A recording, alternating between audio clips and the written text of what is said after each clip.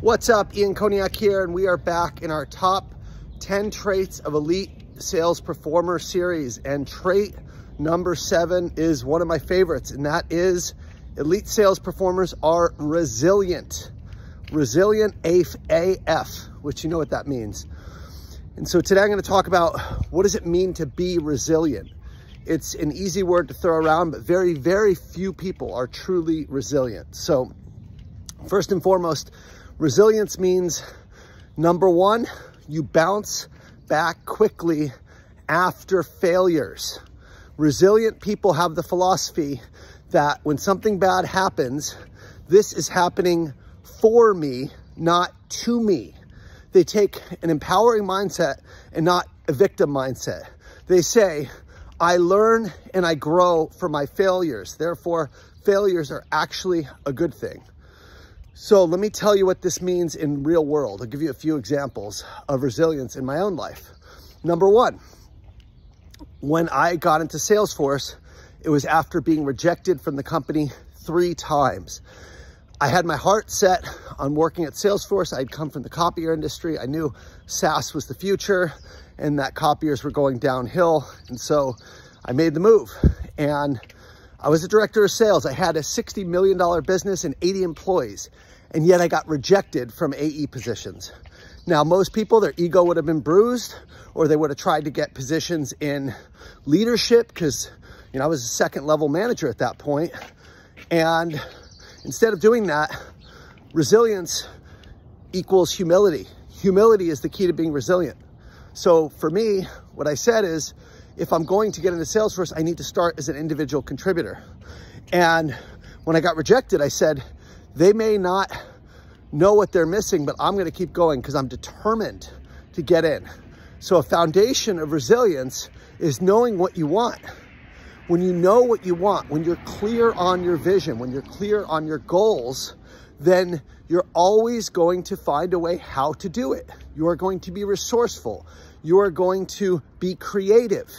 The key is that you really want something and you know why you want it. That is the foundation. Otherwise, when you get knocked down, you're going to say, is this really for me? Do I really have what it takes to do this? Maybe I should do something easier that I'm familiar with, that I'm more comfortable with. But being resilient means that you go after what you want and you know that it's going to be very hard to get, okay? Another example of resilience is staying a long time at a company. A lot of times people stay at a company 2 or 3 years, but the reality is the best income years often occur after that 3rd year. And the reason people leave a company is because they're not successful.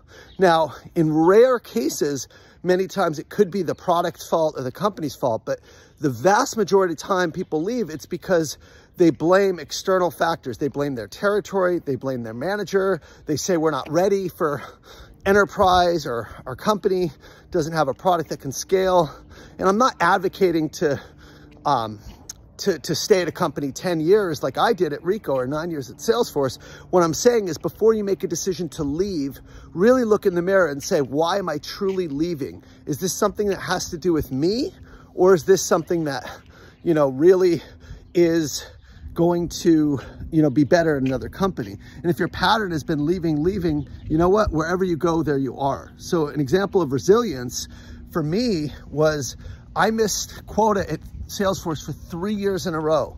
And it was very easy for me to blame my manager or my territory or point the finger somewhere else. But when I came to the realization that I was the common denominator between success and failure, that's when I decided to go all in. And that year afterwards, after I invested in myself, did personal development, I became the #1 rep at Salesforce, and then made club every single year afterwards until I retired. So fundamentally, I mentioned that story because resilience sometimes can be a single failure. In my case, it was 3 years of failure. And that was very, very hard to admit that maybe the problem was myself.